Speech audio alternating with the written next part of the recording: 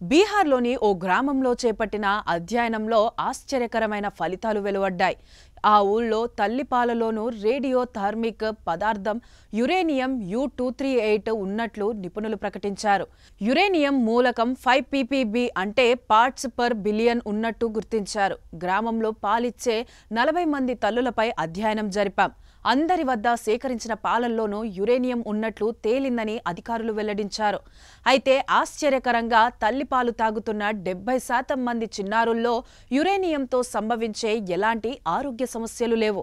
అనుతించిన uranium స్థాయిల కంటే ఎంతో తక్కువగా ఉన్నందున తల్లులు, బిడ్డల ఆరోగ్యంపై ఎలాంటి దుష్ప్రభావం లేదని పఠాన్లోని Mahavir cancer Sansthan research centre, ఢిల్లీలోని ఎయిమ్స్, లవ్లీ ప్రొఫెషనల్ యూనివర్సిటీ వంటి పరిశోధకులు తెలిపారు.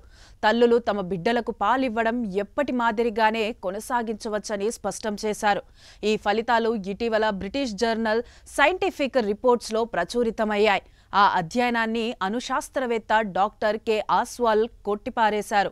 ఇందులో కంగారు పడాల్సిన అంశమేదీ లేదన్నారు. తల్లులు తమ చిన్నారులకు పాలివ్వడాన్ని ఎలాంటి సంకోచం లేకుండా కొనసాగించవచ్చు. తాగే నీటిలో 30 ppb వరకు యురేనియం ఉండవచ్చని ప్రపంచ ఆరోగ్య సంస్థ ప్రకటించింది. దాంతో పోలిస్తే బీహార్ నమూనాల్లో కనుగొన్న యురేనియం 6 రెట్లు తక్కువని గుర్తు చేశారు.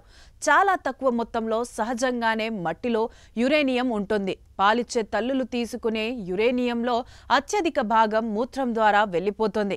అది పోను తల్లి పాలల్లో ఉండే యురేనియం పాలు చాలా తక్కువ. దీంతో ఎటువంటి ప్రమాదమూ ఉండదు అని ఆయన స్పష్టం చేశారు.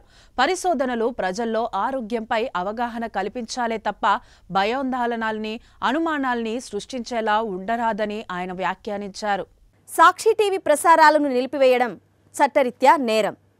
సాక్షి టీవీ ప్రసారాల కోసం మీ స్థానిక కేబుల్ ఆపరేటర్ని వెంటనే సంప్రదించండి. DTHలో, ఇంటర్నెట్లో కూడా సాక్షి టీవీ ప్రసారాలను వీక్షించవచ్చు.